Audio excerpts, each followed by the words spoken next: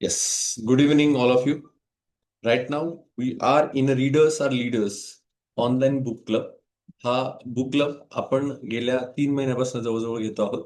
आणि बुक क्लबचा हा यूजच आहे किंवा याचा उद्देशच आहे की आपण सगळेजण पुस्तकाच्या सानिध्यात राहावं आणि आपला दिवसभराचा जो शेवटचा जो 1 hour असतो, म्हणजे युजली आपण असं अपेक्षित करतो की आपण 10 वाजता 10:30 वाजता झोपणार आहोत आणि सकाळी 5 वाजता उठणार आहोत. माझा जो शेवटचा 1 तास असेल तो चांगल्या गोष्टी ऐकण्यामध्ये, चांगल्या गोष्टी डिस्कशनमध्ये, चांगल्या गोष्टी चर्चा होण्यामध्ये आपली हा वेळ जावा. त्यातनं आपले पुढे सबकॉन्शियस माइंड पर्यंत आपण पोहोचून आपले उद्याचे चांगले निर्णय व्हावेत. चांगल्या गोष्टी आपण अट्रॅक्ट कराव्या आणि आपल्या जीवनामध्ये फरक पडावा.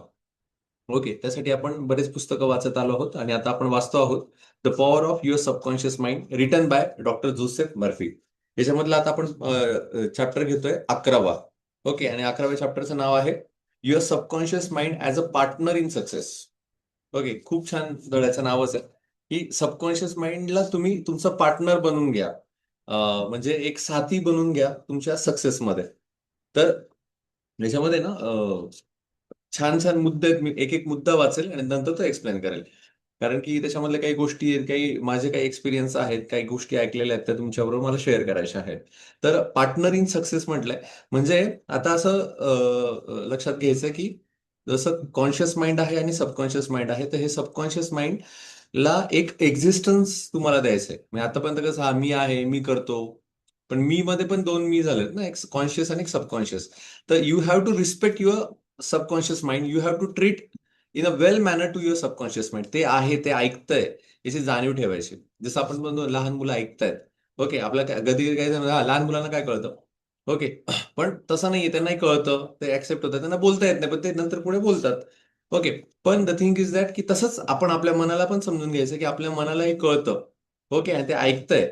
ओके. आणि तुम्ही जे पेरणार आहात ते उगवणार आहे. मग त्यांना एक पार्टनर म्हणून आपल्याला त्याच्याबरोबर आपल्याला जुळून घ्यायचंय किंवा पार्टनर म्हणून त्याला ट्रीट करायचंय.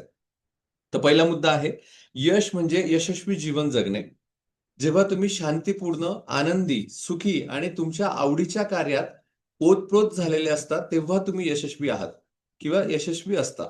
म्हणजे यशस्वी म्हणजे फक्त असं नाही म्हटलंय त्याने, की फक्त तुम्हाला पैसा मिळाला म्हणजे तुम्ही यशस्वी, असं मुळीच नाहीये. नुसता पैसा मिळून उपयोग नाही. पैशाबरोबर तुमच्याकडे शांती आहे, सुख आहे आणि तुम्हाला ज्या करिअरमध्ये यश तुम्हाला करिअर करायचं होतं, ते तुम्हाला ज्या गोष्टीमध्ये आवड होती, त्याच्यामध्ये तुम्ही काम करता आहात का? ओके. ही जर गोष्ट तुम्ही करत असाल, तर तुम्ही खरे यशस्वी आहात, असं त्यांनी म्हटलंय. तर याविषयी मी जरा जास्त बोलणार आहे. तर त्याच्या आधी दुसरा एक मुद्दा वाचून घेतो. तुम्हाला कोणते काम करणे प्रिय वाटते? आवडते प्रिय वाटते किंवा आवडते याचा शोध घ्या व ते करू लागा. जर तुमची आवड, अभिरुची कशात आहे, हे तुम्हाला माहीत नसेल, तर ते अचेतन मनाकडे मार्गदर्शन मागा आणि तुम्हाला त्याचे संकेत मिळतील. तर हा असा छान मुद्दा होता. तर पहिली गोष्ट तुम्ही तुमच्या आवडत्या क्षेत्रातच काम करायचं आहे. आणि जर तुम्हाला तुमचं आवडतं क्षेत्र हे कोणतं माहिती नसेल, तर you can ask the guidance for to your subconscious mind, की मला मार्ग दाखव. मला काम करायचंय. कारण प्रत्येकाकडे शक्ती असते, वेळ असतो. पण नेमकं काय करायचं हे सुचत नसतं. मग आपण म्हणतो ना, "अरे, मला एक चान्स मिळू द्या यार. मला असं काहीतरी एक चान्स मिळू द्या. I will show my talent." Okay. मग तो चान्सच आपल्याला मिळत नसतो किंवा आपल्याला असं वाटतं, "अरे, मी पण तेच केलं असतं तर किती मी पुढे गेलो असतो." या अशा बऱ्याचशा गोष्टी आपलं मन आपल्याला खात असतं. तर इथे डॉक्टर जोसेफ मर्फी म्हणतात, की तुम्हाला नेमकं काय करायचंय? तुम्हाला नेमकी कसली आवड आहे हे तुम्ही शोधा. आता याच्यामध्ये एक अजून संदर्भ मी तुम्हाला सांगतो, की बऱ्याच वेळेस मी मुलांना बोलताना अर्न नाईट अँगल यांचं उदाहरण सांगत असतो. त्यांची डॉक्युमेंटरी पण YouTubeला आहे. तुम्ही पण आवर्जून बघा. मी आधी रेफरन्स दिला होता. तर अर्न नाईट अँगल यांची डॉक्युमेंटरी 1955 ची आहे. म्हणजे 1955 सालीच ते बोललेले आहेत. ओके. आणि ते इतके जबरदस्त बोललेत. मी जेव्हा ते ऐकलं, तर त्यांनी असं सांगितलं, की तुम्ही दर महिन्याला ती डॉक्युमेंटरी ऐका. आणि मी खरंच ती मध्ये-मध्ये ऐकत असतो. तर 39 मिनिट्सची आहे. त्याच्यामध्ये त्यांनी सांगितलंय, की जगामध्ये जर 100% लोकं असतील, तर त्यापैकी 95% लोकं हे असमाधानी आहेत, अयशस्वी आहेत, ओके, आनंदी नाहीयेत. आणि फक्त 5% लोकं अशी आहेत, की जे समाधानी आहेत, आनंदी आहेत आणि हे 5% लोकं जगावर राज्य करतात. ओके, मग हे 5% कोण आहेत बुवा? हां, मग हे 95% लोकं तुम्ही म्हणताय अयशस्वी आहेत. They are not happy in their life. मग असे कोण आहेत 95% आणि एवढा मोठा रेशो कसा? तर तिथे नाईट अँगल असं म्हणतात, की हे जे 95% लोकं आहेत, ते ती लोकं आहेत, जी लोकं असं करिअर करतायत की जे त्यांना करायचं नव्हतं. ते असं काम करताय की जे त्यांना काम करायचं नव्हतं. म्हणजे कसं आहे, की जसं मी मुलांना बऱ्याच वेळेस म्हणतो, की तुमच्याकडे आता समजा 100 विद्यार्थी माझ्या समोर आहेत, तर मी त्यांना म्हणतो, की तुम्ही तुमच्या घरी पॅरेंट्सला विचारा, ओके, की तुम्ही तेच करताय का जे तुम्हाला करायचं होतं? तर मुलं खरंच जाऊन विचारतात आणि की "का हो पप्पा तुम्ही हे काम करताय, तुम्हाला हेच करायचं होतं का? Are you happy?" तर 95% पॅरेंट्स ते असं सांगतात, की नाही का, "अरे यार, मला माझी संगती चांगली नव्हती, नाहीतर मी कुठे ह्या लाईनमध्ये येणार होतो, इथे यावं लागलं. अरे माझं ग्रॅज्युएशनच कंप्लीट झालं नाही, मग शेवटी एक जॉब पकडायचा होता, हा पकडला. अरे मला तर एखादे आय-ए-एस व्हायचं होतं, मला आय-पी-एस व्हायचं होतं, पण काय ह्या सगळ्या गोष्टींमध्ये मला काही जमलं नाही, मी काही तेवढा अभ्यास नाही केला. किंवा मला असं वाटलं, की आता पैसा मिळतोय, तर मी जॉइन करून घेऊ." अशी कितीतरी उदाहरणं मिळतील, की ते सांगतील, "अरे मला जे करायचं ते मी करतच नाहीये. आता फक्त लोन फेडण्यासाठी किंवा फायनान्शियल गोष्टी मला मिळाव्या म्हणून मी जे काम मिळेल ते करतोय." तर असं अर्न नाईट अँगल म्हणतात, की तुम्ही असं जर गोष्टी करत बसल्या, तर तुम्ही हॅपी कधीच तुमच्या लाईफमध्ये राहणार नाही. मग डॉक्टर जोसेफ तेच म्हणताय आपल्याला, की तुम्हाला कुठली गोष्ट करायला आवडते ते शोधा. तुम्ही तुमच्यापैकी अशापैकी काही जण बघितले असतील, की जे प्रोफेशनल इंजिनिअर असतात. ओके. पण ते घरी आल्यानंतर स्वतः ड्रॉइंग काढतात. मग त्यांना ड्रॉइंगची प्रचंड आवड असते. काही जण मी असे बघितले, की काही माझे मित्र पोलिस आहेत. ते पोलिस जरी असले तरी संगीताच्या क्लासला येतात. ओके. त्या आठवड्यातनं 2 दिवस संगीताच्या क्लासला येतात आणि संगीत वाजवतात, ऐकतात, बोलतात, गातात आणि ते म्हणतात, "आम्हाला प्रचंड बरं वाटतं. जर मी पोलीस झालो नसतो, तर मी गायक झालो असतो." ओके. तसंच अजून एक थेअरी त्याच्यामध्ये सांगितलेली आहे, की यशस्वी म्हणजे कोण? तर मी मध्ये ग्रँड कॉर्डन यांचा थोडासा अभ्यास केला होता आणि त्याच्यामध्ये मला असं कळलं, की यशस्वी म्हणजे कोण? तर तो यशस्वी ज्याच्याकडे टाईम फ्रीडम आहे आणि ज्याच्याकडे फायनान्शियल फ्रीडम आहे. ओके. म्हणजे टाईम फ्रीडम म्हणजे काय? तुम्हाला हवी ती गोष्ट तुम्ही करू शकता. ओके. समजा मला आता वाटलं व्हॅकेशनला जावं जम्मू काश्मीरला, मी लगेच जाऊ शकतो. दुसरं फायनान्शियल फ्रीडम म्हणजे काय? Without compromising financially. म्हणजे मी इथे नाहीये, तर माझं मीटर बंद नको व्हायला, ते चालू राहायला पाहिजे. ओके. म्हणजे मी जम्मू काश्मीरला गेलो, तर मला टाईम पण मिळालाय, मला कोणी विचारणारं नाहीये. दुसरी गोष्ट मला फायनान्शियल फ्रीडम पण मिळालेलं आहे. आणि फायनान्शियल फ्रीडम मिळाल्यामुळे मी इझिली तिथे जाऊ शकतोय. ह्या दोन्ही गोष्टी माझ्या मिळालेल्या. मग एकाने मला विचारलं, "सर, तुम्ही असं म्हणताय, की time freedom and financial is a true meaning of success." म्हणे मला लहानपणापासून मग त्यांनी सांगितलं, की एक व्यक्ती आहे, त्याला लहानपणापासून मिलिटरीत जायचं होतं. आता त्याला टाईम फ्रीडम नाहीये. मग तो यशस्वी आहे का नाहीये? तर याचं उत्तर जोसेफ मर्फीनीच दिलंय. तुम्हाला मिलिटरीमध्ये जायचं होतं, तुम्हाला पोलिस व्हायचं होतं, तुम्हाला आय-ए-एस व्हायचं होतं, तुम्हाला सी व्हायचं होतं. ही तुमची इच्छा आहे, ही तुमची आवड आहे.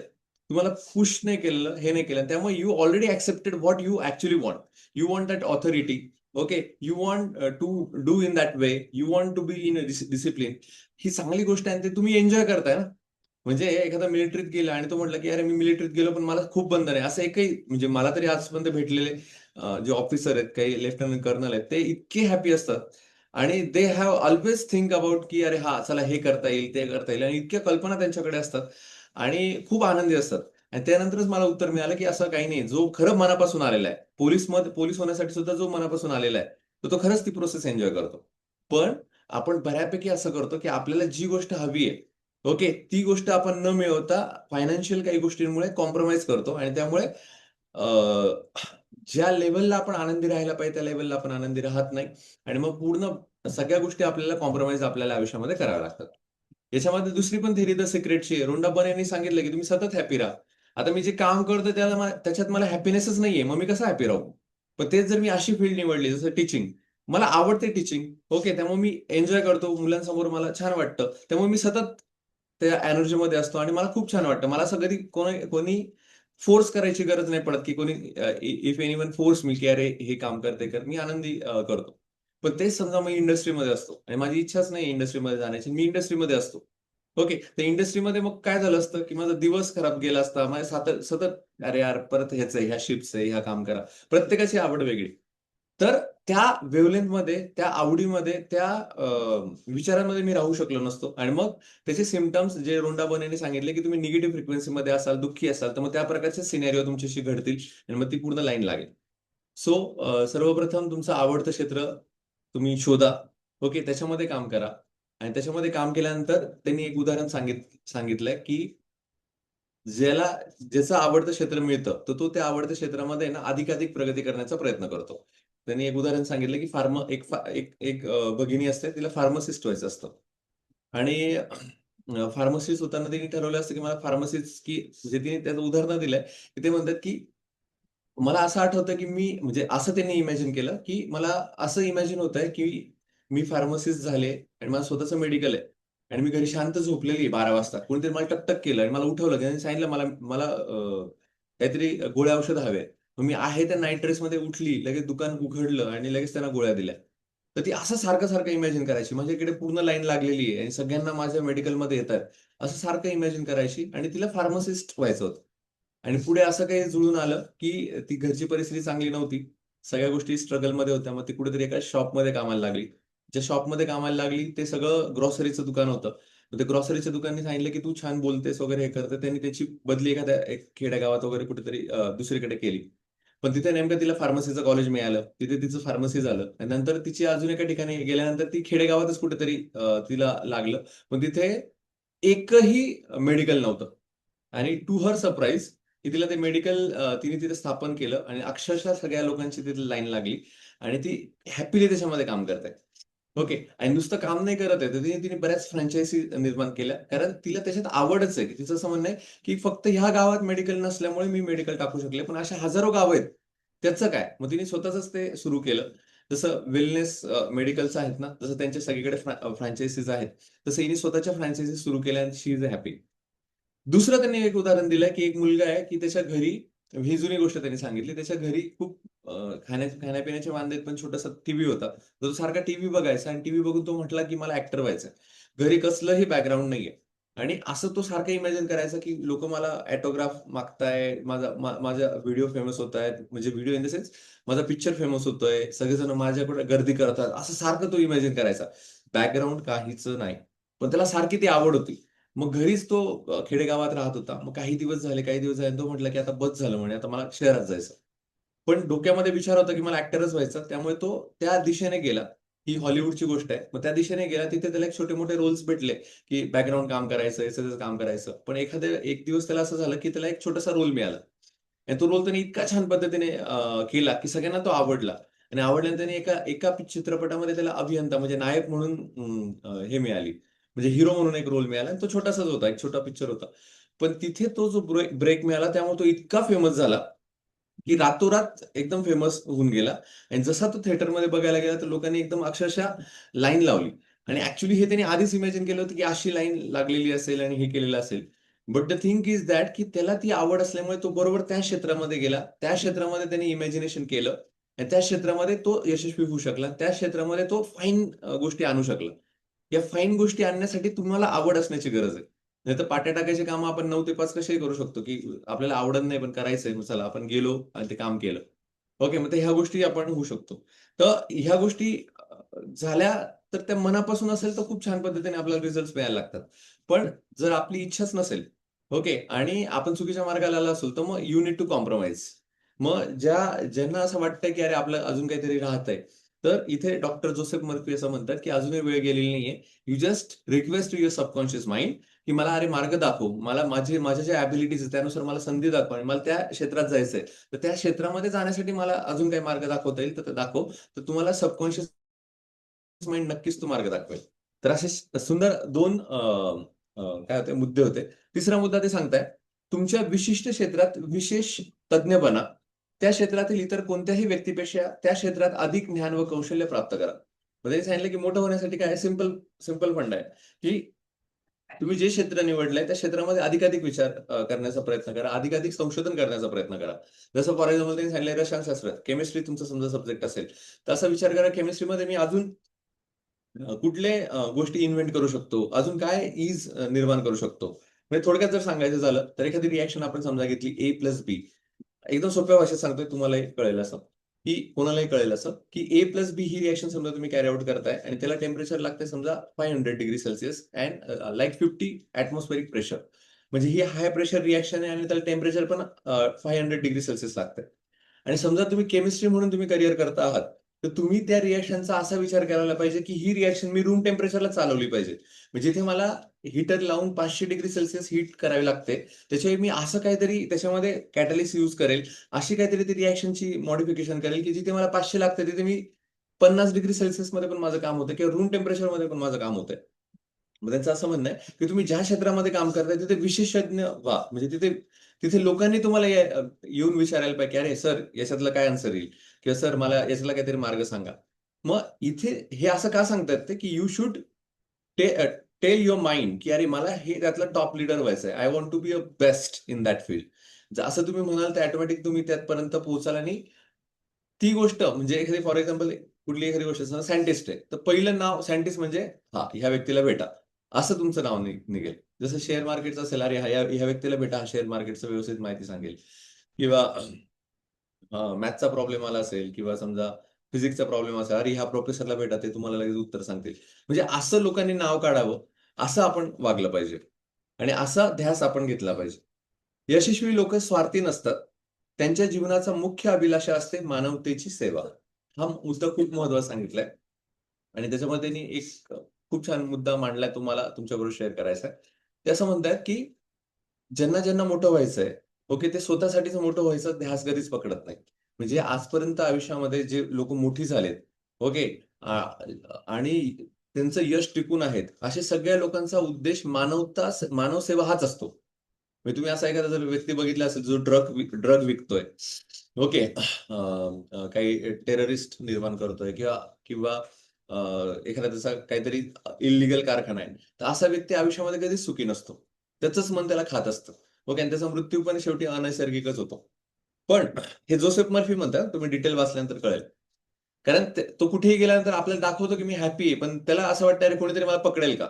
ओके, कुठेतरी रेड पडेल का? पोलीस मला दिसतायत का? किंवा तो खूप कॉन्शियस होऊन जातो. आणि त्यामुळे त्यांनी सांगितलंय की त्याला खूप आजार होतात.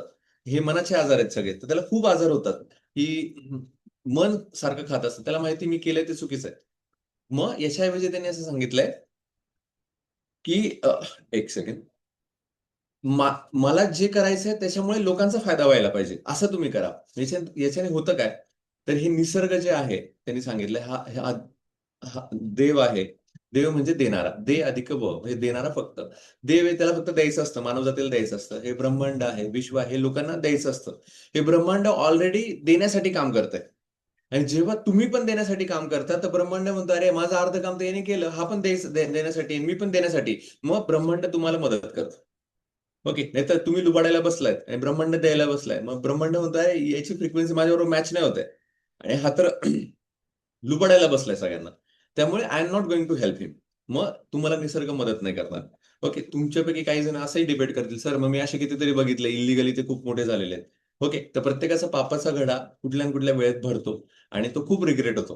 म्हणजे मी असे काही माणसं बघितलेले आहेत खूप जवळून, की त्यांनी खूप पैसा आयुष्यभर कमवला. 60 वयापर्यंत खूप पैसा कमवला. करप्शन करून कमवला. 60 वर्षानंतर त्यांचा सख्खा मुलगा सुद्धा त्यांना काय करत नाही, सॅल्यूट करत नाही किंवा त्यांना मानत नाही. मी असे कितीतरी लोकं बघितले. असे काही जण लोकं बघितले, की सगळं झालं, पैसा कमवला, सगळं आहे, पण आता वृद्धाश्रमात राहतात. असे पण लोकं बघितले, की जे खूप पैसा कमवला आणि आता खूप आजार आहेत. इतके आजार आहेत त्यांना, की ते म्हणतात, "अरे, हे कुठून मी हे पाप फेडू?" असं सुद्धा होतं. मग काहींना त्याचे रिझल्ट्स लवकर भेटत नाही. काहींना लवकर ते जाणवतं, काहींना उशिरा जाणवतं. पण ही प्रोसेस आहे आणि ह्या प्रोसेसला आपण ट्रस्ट ठेवायला हवा, की आपण चांगल्या उद्देशानेच आपलं कुठलंही काम करायला हवं. आणि मी मागच्या स्पीचमध्ये पण बऱ्याच वेळेस बोललेलो आहे, की तुम्ही काहीही करा. जसं आपण रीडर्स क्लब हा चालू केलाय. त्याच्यामागे माझा उद्देश मी आधी परत सांगितला होता, की आपल्याला निर्णय क्षमता ह्या युवकांची, आपल्या सगळ्या युवकांची, आता ही तरुण पिढी येते, जे नवीन वेगवेगळे किस्से ऐकायला मिळतात, ते कमी व्हावेत. ओके, आपण सगळेजण चांगल्या मार्गाला लागावं. जे आता तुम्ही ऐकताय, याचा अर्थ मला माहिती आहे, की तुम्ही 10 जणांशी बोलणार आहात. ओके, मग ते बरोबर 10 लोकांपर्यंत होतं, की चांगले डिसिजन कसे घ्यावेत.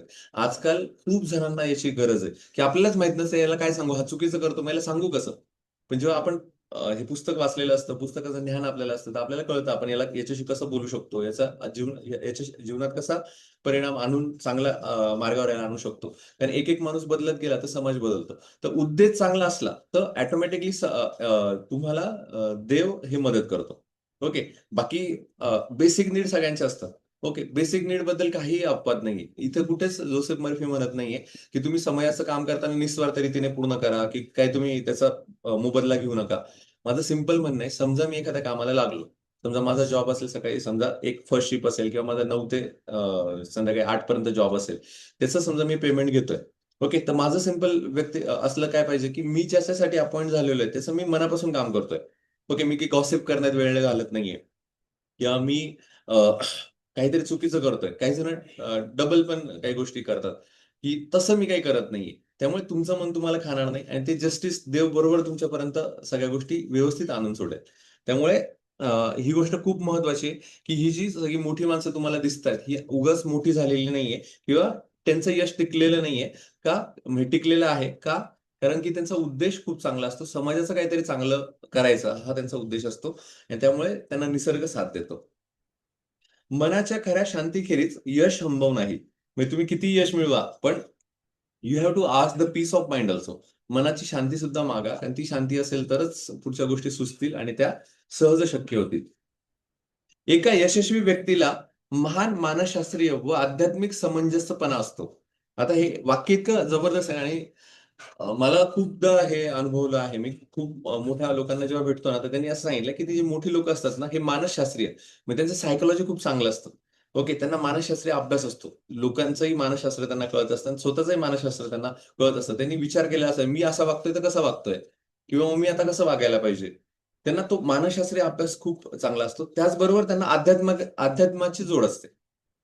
कारण अध्यात्माची जोड असल्याशिवाय तो माणूस शांत राहू शकत नाही. मग तुम्ही अध्यात्म कुठलंही असू द्या. स्वाध्याय असू द्या, मनशक्ती असू द्या किंवा कोणत्या महाराजांचं असू द्या, श्री स्वामी समर्थ असू द्या, विपश्यना असू द्या. ओके. कुठलंही का असेना अध्यात्म, हे अध्यात्म आपल्या जीवनाला असणं खूप गरजेचं आहे. ओके. तुम्ही कुठल्याही जातीचे, धर्माचे असाल, तरी पण एक आध्यात्मिक टच आपला असला पाहिजे. ओके. तरच तो माणूस छान पद्धतीने प्रगती त्याच्या आयुष्यामध्ये करू शकतो. आणि लक्षात घ्या, जो आध्यात्मिक माणूस असतो, ज्याचा सायकॉलॉजीचा अभ्यास झालेला असतो, अशांना यश मिळवणं खूप सोपं जातं आणि लोकही त्यांच्यावर विश्वास ठेवतात. नाहीतर काय होतं, की तुमच्याकडे ऑथेंटिसिटीच नाहीये ना, की काय म्हणजे तुम्ही कसं वागाल, केव्हा हिमजिकल वागाल काही सांगता येत नाही. पण जेव्हा तुम्ही एखाद्या सर्टन मध्ये तुमची साधना झालेली असते, तर तुम्हाला तुमच्यावर लोकही विश्वास ठेवतात आणि ऑटोमॅटिकली तुमच्या बोलण्यातनं कळतंही त्यांना, की हा विश्वास ठेवण्याचा आहे. कारण अ, अध्यात्म प्रत्येक आत्म्याला जोडत असतो, प्रत्येक मनाला जोडत असतो. आणि तो एक ऑरा असतो, की तो लगेच कळतो आपल्याला. कुठलाही तुम्हालाही अनुभव आला असेल, कारण तुम्ही सगळे वेगवेगळ्या क्षेत्रात काम करता, की ज्या आध्यात्मिक माणसाशी आपण बोलतो, कोणी काही असेल थोडं बॅकग्राऊंड, तर आपण इझिली त्याला समरस होतो. इझिली त्याच्याशी कनेक्ट होतो. आणि तोच एखादा जर बघितला आपण, अरे याचा ना अध्यात्माचा कसलाच काही संबंध नाही, तर आपली फ्रिक्वेन्सी आपल्याला इरिटेट होतं त्या माणसाशी बोलायला. असा माझा तरी अनुभव आहे. तुमचाही नक्कीच तसा काही असेल. तर मोठ्या माणसांचं हे खूप महत्वाचं आहे. तर ते पण आपण आपल्या अंगी बाळगूया. जर तुम्ही तुमच्या उद्दिष्टांचे स्पष्टपणे चिंतन केले, तर तुमच्या अचेतन मनाच्या चमत्कार घडवून आणणाऱ्या शक्तीद्वारा तुमच्या उद्दिष्टपूर्तीसाठी आवश्यक त्या सगळ्या गोष्टी पुरवल्या जातील. इथे त्यांनी म्हटलंय स्पष्ट चिंतन. तुम्हाला जे काही व्हायचं आहे त्याचं स्पष्ट चिंतन सारखं-सारखं करा. जसं for example you want to become a best public speaker. Okay. आता पब्लिक स्पीकर बद्दल मला थोडं याच्याबद्दल माहिती आहे, कारण माझं ते ॲस्पिरेशन होतं, की I want to be public speaker. त्यासाठी मी विचार केला, अरे मला काय होता येईल पब्लिक स्पीकिंग करण्यासाठी. मग मी आता बघा, ज्याला जे व्हायचंय त्या गोष्टी त्याला सापडतात. तर मी जे सर्च केलं म्हटलं, अरे असं कुठे आहे का जिथे पब्लिक स्पीकिंग शिकवलं जातं, की जिथे स्टेज मिळतं मुलांना. आणि मी सर्च करता मला असं जाणवलं, एक टोस्ट मास्टर नावाचा क्लब आहे. ओके. आणि तुम्ही YouTubeला पण शोधा. त्याच्यामध्ये मी म्हटलं आत्तापर्यंत मी म्हणजे इव्हन 2013ला मी the best speeches in world असं पुस्तक घेतलं होतं. त्याच्यामध्ये सीडी यायची. आणि ती सीडी सुद्धा मी लॅपटॉपला टाकून मी सगळे speeches Barack Obama, Mahatma Gandhi, King काय नाव त्यांचं? अब्राहम लिंकन यांचे स्पीचेस येतात. तर ते सुद्धा मी ऐकले होते. आणि ते ऐकता-ऐकता मी विचार केला, अजून कोणी बेस्ट स्पीच देणारा आहे का? तर मला हिराची नाकामुरा असं काहीतरी आहे त्यांचं नाव. त्यांचं एक स्पीच ऐकायला भेटलं. मी जे शेअर पण बहुतेक केलं होतं. आणि ते स्पीच ऐकताना म्हटलं, हा माणूस कसा तयार झाला? याला काय स्टेज मिळालं, की हा फक्त बोलला. नंतर कळलं, अरे टोस्ट मास्टर नावाचा क्लब असतो, की जो पूर्ण ग्लोबमध्ये असतो. म्हणजे पूर्ण जगामध्ये टोस्ट मास्टर नावाचा क्लब असतो. आणि त्या क्लबमध्ये आहे ना, ते ट्रेनिंग देतात. म्हणजे स्टेजवर येऊन आपण बोलू शकतो. त्यांचा एक प्रोटोकॉल असतो. ते प्रोटोकॉल. मग त्याचा 1 वर्ष मी मेंबर होतो. त्यातनं मला बऱ्याच गोष्टी शिकायला मिळाल्या, की अरे हां, या पद्धतीने ह्या सगळ्या गोष्टी असतात. आणि पूर्ण थ्रू आउट इंग्लिशमध्ये असतं. तर त्यानंतर वेगळ्या लोकांशी मी कनेक्ट झालो. आणि त्यानंतर कळलं, की अरे हां, ह्या गोष्टी आपण त्याच्यामध्ये इम्पोर्टंट आहेत. त्यानंतर प्रवीण वडालकर म्हणून आहेत. ते कोरोना काळामध्ये मी त्याचे काही ऑनलाईन सेशन्स केले. मग अशा पद्धतीने सगळीकडे आपण जॉइन होत गेलो. तर का? Because I was thinking clearly, की मला असं वाटतं, की हां, नाही मला असं वाटतं, की सगळे ऑडियन्स आहे समोर आपण बोलतो आहोत. मग हे सारखं सारखं स्पष्टपणे चिंतन केलं, की त्या गोष्टी ऑटोमॅटिक जुळून येतात. तसं तुम्ही पण तुमच्या क्षेत्रामध्ये जर स्पष्ट चिंतन केलं, हे खूप महत्वाचं आहे. जर तुम्हाला ऑल इंडिया जायचं असेल किंवा तुम्हाला तुमचं तुमचं समथिंग तुमचा एखादा स्टार्टअप असेल किंवा तुम्हाला पदोन्नती म्हणजे वी कॅन से काय प्रमोशन हवं असेल, तर त्यांनी सांगितलं, की तुम्ही स्पष्ट क्लिअर तुमचं हे करा. वारंवार आठवा त्या गोष्टी घडतायत. तुम्हाला कसं हवंय ते आठवा, आठवा, आठवा. तुम्ही बरोबर पुढे जाऊ शकाल. किंवा एखाद्याचं YouTube चॅनल आहे, त्याला खूप मोठं व्हायचं YouTubeमध्ये. तर त्याच्यामध्ये पण तुम्ही ना स्वतः स्पष्ट चिंतन करा, की नाही माझं YouTube चॅनल सगळीकडे बघितला जातोय, तो मॉनिटाईज होतोय. खूप छान पद्धतीने मला रिस्पॉन्स येतोय. मला खूप छान आयडिया सुचतायत आणि मग लोकं कसं बघतायत, काय करतायत, हे सगळं असं स्पष्ट चिंतन केलं, तर नक्कीच त्या गोष्टी तुमच्या क्लिअर होतील. लक्षात घ्या हे बोलणं खूप सोपं आहे, पण स्पष्ट चिंतनचा अर्थ खूप डीपमध्ये आहे. इव्हन यू ट्राय जस्ट तुम्ही स्वतः आता झोपण्यापूर्वी प्रयत्न करून बघा, की काय स्पष्ट चिंतन? तुम्हाला कंटाळा येईल. कारण हे मन आहे ना खूप चंचल असतं आणि खूप आपण लवकर कंटाळतो. पण त्यांनी त्यासाठी सांगितलं एकदा तुम्ही लिहा किंवा एकदम शांत खरंच बसा शांत आणि खरंच स्पष्ट चिंतन करा, की मला नेमकं काय हवंय बाबा? तर पहिली गोष्ट तुम्हाला सापडणारच नाही तुम्हाला काय हवंय. मी अनुभवाने सांगतोय, की तुम्हाला काय हवंय नेमकं? कारण एवढे विचार चालू असतात आणि एवढ्या गोष्टी समोर असतात, अरे मग मला नेमकं काय हवंय? हे तुम्हाला सापडत नाही आणि ते सापडत नसल्यामुळेच तुम्हाला ती गोष्ट भेटत नाही. त्यामुळे पहिली गोष्ट शोधा नेमकं काय हवंय? त्याचं स्पष्ट चिंतन करा. हे स्पष्ट चिंतन केल्यानंतर ते आजपुरतं नाही करायचंय. रोज ते चिंतन करायचंय. आणि त्यांनी सांगितलंय विथिन 21 डेज काय की किंवा विथिन सम इयर्समध्ये पण ती गोष्ट तुमची होऊ शकते आणि ती तुमच्यापर्यंत पोहोचू शकते. ओके. तर हे खूप डीपमध्ये आणि खरं आहे. तर असा नक्की तुम्ही विचार करा. भावनेने भारलेले गेलेले तुमचे विचार व्यक्तिगत विश्वास बनून जातात आणि तुमच्या विश्वासानुसार तुम्हाला दान मिळते. मग सारखं तुम्ही इमॅजिन करताय तुमचा अवचेतन मनाचा त्याच्यावर विश्वास बसायला लागतो आणि ती गोष्ट सत्यात यायला लागते. सतत कल्पना करण्याची शक्ती तुमच्या अचेतन मनाला चमत्कार घडवून आणणाऱ्या सुप्त शक्तीला जागृत करते. आणि मग ही तुमची शक्ती जी आहे अवचेतन मनाची ती जागृत होते. जर तुम्हाला तुमच्या कामामध्ये प्रमोशन हवे असेल, तर तुमचे वरिष्ठ सुपरवायझर किंवा तुमचे प्रियजन तुमच्या प्रमोशनसाठी तुमचे अभिनंदन करीत असल्याची कल्पना करा.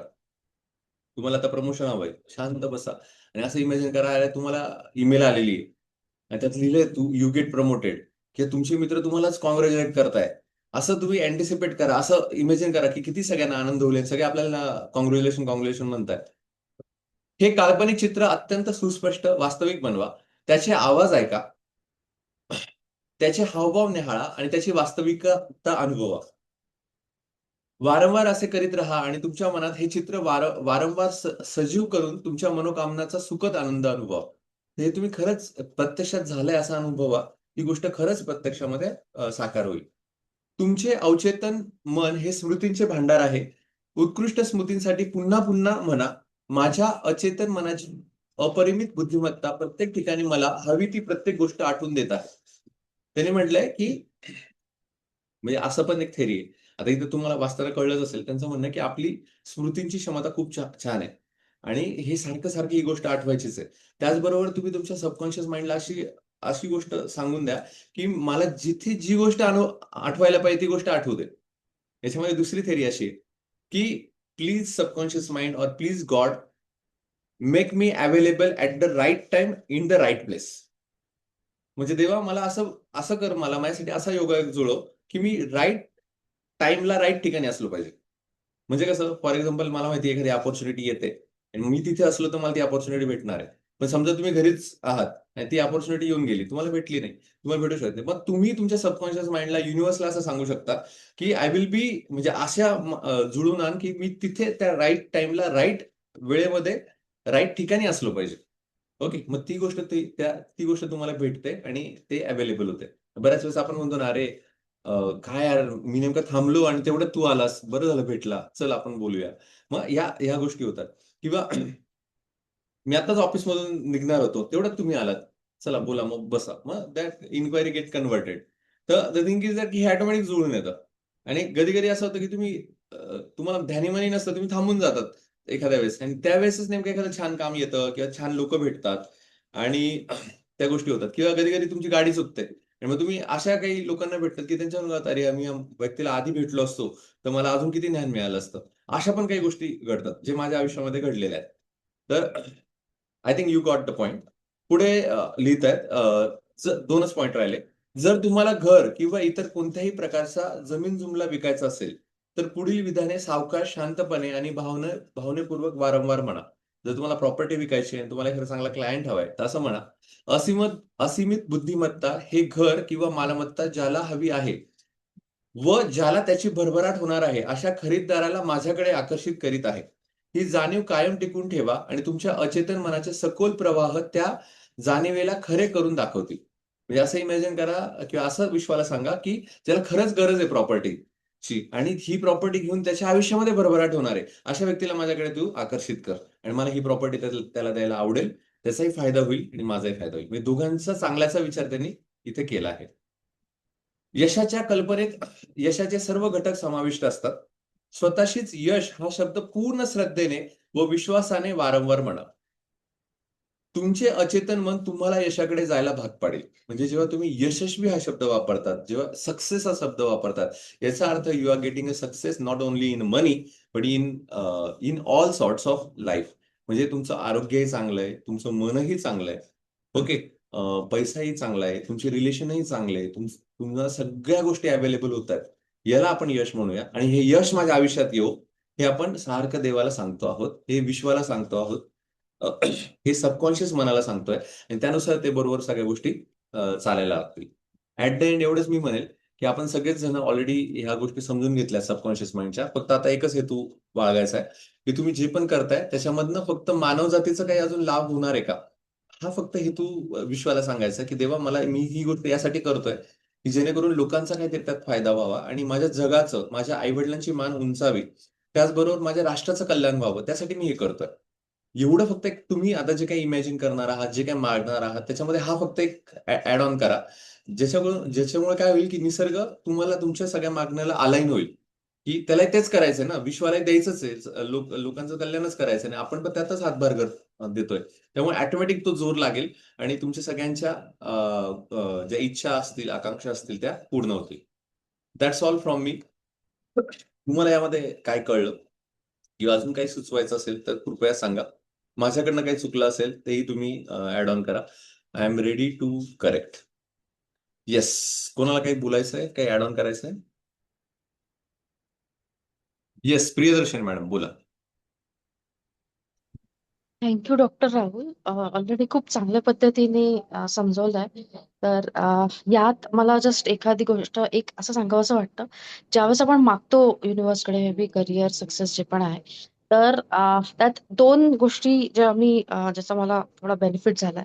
एक तर असं आहे की ज्यावेळेस आपण मागतो तर आपण not necessary in terms of, म्हणजे ते म्हणतात ना की आपल्या सॅलरीचा 10%, सपोज जरुरी नाही प्रत्येक वेळेस पैशाच्या रूपात, बट तसं पण कुठल्या गरजू व्यक्तीला काही देणं म्हणजे खाण्याच्या ह्याच्यात किंवा कपडे, तर ते कुठल्याही रूपात आपण जेव्हा देतो तर तेव्हा युनिव्हर्सला कळतं की या व्यक्तीकडे आहे आणि ते अजून म्हणजे आपल्याला मिळण्यामध्ये मदत होते. आणि दुसरं, as far as wealth abundance is concern, तर त्याच्यात आता रिसेंटली एखाद महिना आधी मी माझ्या सिनियर्सनी शेअर केलं की जे सोलार प्लेक्सिस चक्र, रूट चक्र मेनली फायनान्सेसची असतं, पण सोलार प्लेक्सिस चक्र पण जसं जसं हे होतं म्हणजे अनब्लॉक, सपोज ब्लॉक्ड असेल तर तेवढं जास्त आपण म्हणजे अशा लोकांसोबत कनेक्ट होतो की ज्यांच्यासोबत कनेक्ट होऊन मे बी प्रॉफिट होईल, एंटरप्रेनर असतील तर, किंवा नसतील तर मग त्यांना त्यांच्या एक्झिस्टिंग करिअरमध्ये पण भरभराट होईल. सो त्या इन दॅट केस त्याचे वेगळे वेज आहे. मे बी कोणाकडे चक्रध्यान आहे, माझ्याकडे वेगळं मेडिटेशन आहे, फ्रिक्वेन्सी बेस्ड अप्रोच आहे. सो ते मी रोज करते. तर ज्यांना जसं जसं शक्य असेल ते तसं करू शकतात. Great, great, great. आणि आम्हाला अजूनही ते समजून घ्यायला आवडेल. कधी काही डिटेल असेल तर नक्कीच पाठवा, आपण शेअर करू. किंवा काही जर तुम्हाला लागलं याविषयी 10 मिनिटं बोलायचं असेल तर आपण नक्कीच अलोकेट करू. त्यात पण आपण सगळ्यांना तुम्ही सांगू शकाल. येस. मी कनेक्ट करते तुमच्यासोबत. थँक्यू. येस, नक्कीच. त्याचबरोबर प्रियदर्शनी मॅडमनी जो पहिला मुद्दा सांगितला की 10%, तर हा 10% आहे ना, मी खूप आधीपासून ऐकलाय. तर मनशक्ती प्रयोग केंद्राशी जसं मी तुम्हाला सांगितलं की बऱ्याच लहानपणापासून मी नेहमी तिकडे जातो, तर तिथे सिंपल कॉन्सेप्ट सांगितले की तुम्ही रोज 24 तास स्वतःसाठी जगता, तर 24 तासापैकी फक्त 1 तास समयासाठी काहीतरी काम करा. सिंपल त्याने सांगितलं.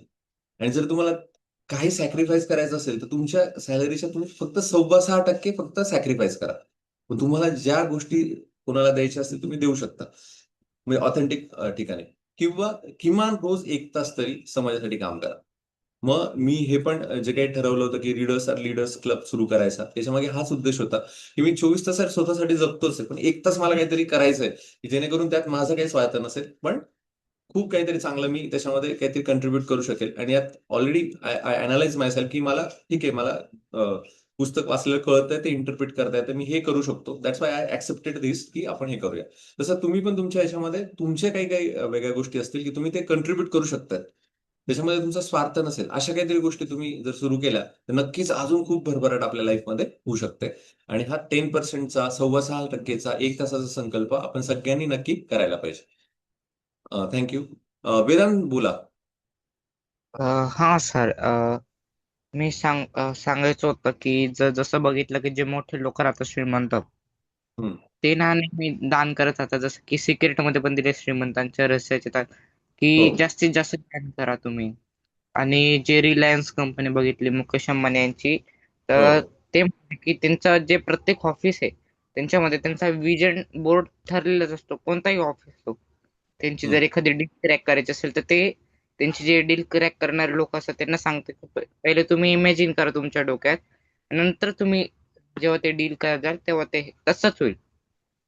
असं स्वतः मुकेश अंबानी यांनी का त्यांच्या पॉडकास्ट मध्ये सांगितलं. पॉडकास्ट नाही, इंटरव्ह्यू काहीतरी होता वाटतं, I think. Interview finance meeting मध्ये त्यांचे सांगितलं. बरोबर, छान.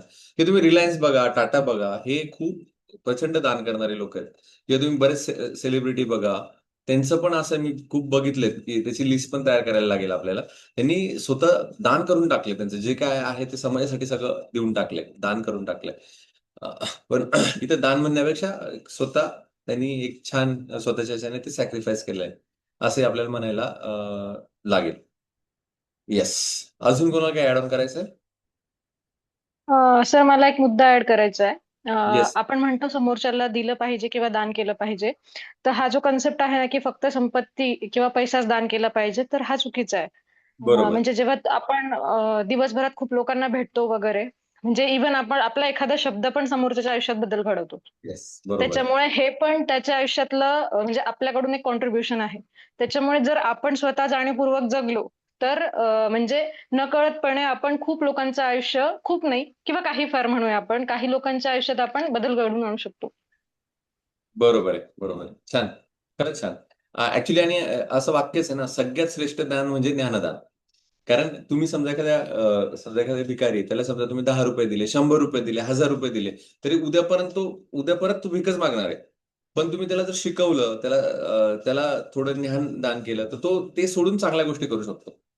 दुसरी अशी पण थेरी आहे की एखादा माणूस समजा चुकीचं वागतोय, तो का वागतोय, आपण फक्त त्याला मदत करतो, अरे याच्यावर ही ही परिस्थिती आली, खूप फायनान्शियली तो बँकरप्ट झाला, मी याला मदत करतोय. पण तो असा का झाला, तर याच्यातून बाहेर काढण्यासाठी त्याला ज्ञान दिलं, त्याला शिकवलं फायनान्शियली, त्याला शिकवलं, चांगले मॉरल्स त्याच्यात इन्कल्केट केले. ओके. तर त्यानंतर तो इतका मोठा होतो की त्याला कळतंय माझं काय चुकलं होतं. की नुसतं फक्त फायनान्शियल मदत करूनच हे नाही, फायनान्शियल मदत फक्त एक तात्पुरती आहे.